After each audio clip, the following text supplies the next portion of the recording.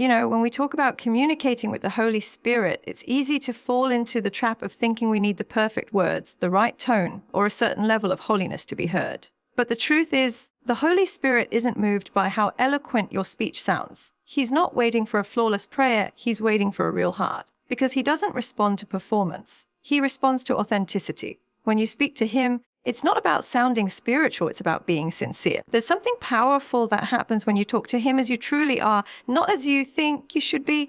Too many times people approach the Holy Spirit wearing masks, pretending to be stronger, more disciplined, more faith-filled than they really feel inside. But he already knows. He sees through the walls. He understands the emotions you can't even articulate. And yet, he doesn't condemn you for them. He meets you in them. Think about it. When a child runs to their father, they don't rehearse a speech before they cry out, "Daddy, I'm hurt!" They don't polish their words or hide their tears. They just run. And the father doesn't stop them to correct their grammar or tone. He simply embraces them. That's exactly how the Holy Spirit wants you to come to him. Raw, real, unfiltered. Because that's where the relationship deepens. That's where his comfort can reach the deepest parts of your heart. The Holy Spirit doesn't require fancy vocabulary to understand your pain. Sometimes your tears speak louder than your words. Sometimes a sigh carries more faith than a sermon. The Bible says he even intercedes with groanings too deep for words. That means even when you don't know what to say, even when all you can do is sit in silence, he understands, he knows what your heart is trying to say. You see, there's no such thing as a wrong way to talk to him when you're being honest. You don't need to start with our most gracious Lord of heaven and earth. If that's not how your heart speaks, you can just say, "Holy Spirit, I'm tired," or "I don't understand," or even, "I'm angry, but I still trust you." He can handle your emotions, all of them. He's not afraid of your honesty, he welcomes it. Because the moment you open your heart truthfully, you open the door for him to heal you deeply. Many people think the Holy Spirit only speaks in calm, quiet whispers, but you'll find that he listens even in your broken cries. He's not waiting for a perfect moment, he's present in this one. When you talk to him with your heart, you're not performing, you're participating in relationship. You're allowing heaven to step into your humanity. You don't have to pretend to have it all together. The Holy Spirit isn't impressed by perfection. He's drawn to honesty. You could be sitting in your car, tears rolling down your face, whispering, "I don't know what to do." And he'll be right there, wrapping peace around you like a warm blanket. Because it's not your eloquence that draws him close, it's your vulnerability. I remember, there are moments when you don't even have the strength to pray long prayers. Sometimes all you can manage is a quiet, "Help me." And yet, in that simple cry, heaven moves. Because it's real. It's from the heart. That's the kind of conversation the Holy Spirit delights in. Not a religious recital, but a heart-to-heart connection. You see, when you speak from your heart, your focus shifts from trying to impress God to trusting him. You stop worrying about how you sound, and you start leaning into who he is. And something beautiful happens there. Your communication becomes effortless. You start talking to him throughout your day, not just in formal prayer time, but in the ordinary moments, while cooking, walking, working, resting. You find yourself saying, "Holy Spirit, what do you think about this?" Or, "Thank you for being here." That's not religion, that's relationship. And the more you practice speaking from the heart, the more natural it becomes. You stop dividing your life into spiritual and ordinary moments because you realize, with him, every moment is sacred. Every conversation, no matter how small, matters to him. Whether you're asking for wisdom or just telling him about your day, he listens. When your communication flows from honesty, it draws you closer to him. You begin to sense his responses more clearly because your heart is open, unguarded. He might respond with a wave of peace that calms your racing mind, or with a sudden scripture that lights up in your spirit. Sometimes it's a gentle whisper. "It's okay, I've got this." And you'll know that's him. That's your friend speaking back. But here's what's amazing. The more honest you are with him, the more honest you become with yourself. You start to see your fears for what they are. You start to release the weight you've been carrying. Because when you pour your heart out to him, he doesn't just listen, he heals. He replaces anxiety with assurance, confusion with clarity, and guilt with grace. He's not keeping a record of your wrong words. He's writing truth on your heart. That's why you don't need to come to him pretending to be brave when you're scared. You don't have to act strong when you feel weak. Just tell him, "Holy Spirit, I feel lost." And as you do, you'll sense his whisper saying, "It's okay, I'll guide you." And that's how your confidence grows, not in your ability to pray perfectly, but in his ability to love completely. You stop striving to sound spiritual and start enjoying his presence. Your conversations become light, joyful, and real. You start to see that he's not only your comforter, he's your companion.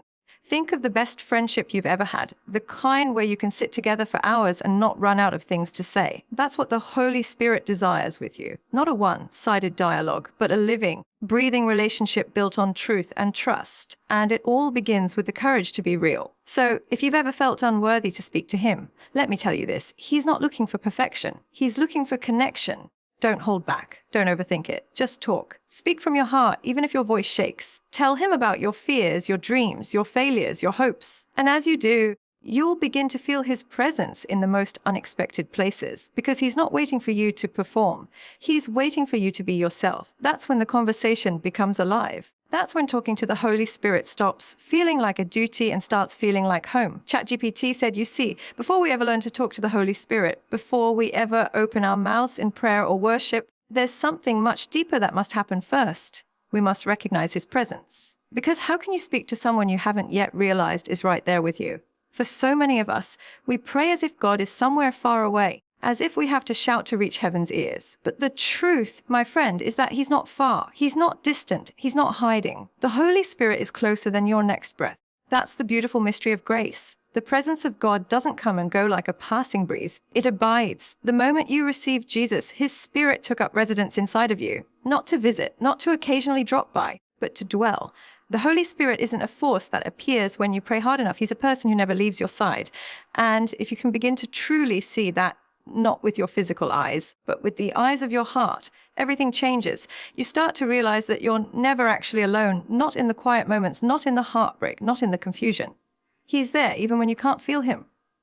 Sometimes we wait for goosebumps or a supernatural sign to know he's present, but the truth is his presence isn't always loud. It's gentle, it's constant, it's steady, like the air around you. You may not always notice it, but you depend on it every moment. And that's where it begins, with awareness.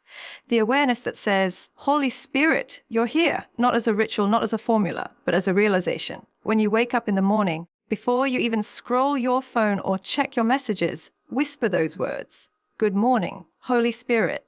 Not because you're trying to summon him, but because you're acknowledging the one who's already been waiting for you to wake up. When you're driving to work, instead of filling the silence with worry or noise, turn your heart inward for a moment and just say, I know you're here.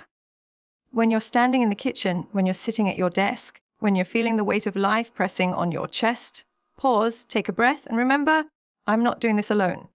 That's how intimacy with the Holy Spirit begins. Not with long prayers, not with religious effort, but with quiet recognition. Because the truth is, his presence isn't earned by your performance. It's not something you have to fight for or qualify for. It's already yours because of Jesus. You see, the Holy Spirit didn't come to dwell in you because you're perfect. He came because you're loved. And when you start to live with that awareness, your relationship with him becomes alive. It's like being in a dark room and someone suddenly opens the curtains. The light was always there, but now you can see it. When you recognize his nearness, your prayers stop sounding like distant cries into the void and start sounding like conversations with a friend sitting right beside you. And here's the beauty. When you start to see him everywhere, you start to hear him everywhere too. His presence becomes the lens through which you experience life. Suddenly, the sunrise feels like a reminder of his mercy. The stillness of the night becomes a whisper of his peace. Even the challenges you face start to look different because you realize you're not fighting them alone. You're walking through them with divine companionship. But you see, the enemy loves to keep believers unaware. He doesn't have to destroy your life if he can just distract your awareness. Because when you forget that the Holy Spirit is near, you start to rely on your own strength. You start to worry, to overthink, to panic, to strive. But the moment you turn your heart inward and whisper, Holy Spirit, I know you're here, peace begins to return because his presence is your anchor. His nearness is your strength. Talking to the Holy Spirit isn't about learning the right phrases. It's about learning to see him. Before words ever form on your lips, let your heart awaken to his presence. Because once you do, your entire life becomes a conversation. You'll find yourself talking to him in the car, while walking down the street, while brushing your teeth. And you'll begin to notice he responds, not always with a voice you hear out loud, but with peace in your spirit, with direction in your heart, with a sudden knowing that wasn't there before. He's that quiet thought that says, you can do this. He's that comfort that wraps around you when tears fall for no reason. He's that joy that rises up in the middle of chaos, reminding you that even in the storm, you are not abandoned. That's the Holy Spirit. That's his presence at work in your life. So before you ask him to speak, learn to notice him. Before you try to hear his voice, open your heart to feel his nearness. Because you can't hear clearly from someone you think is distant.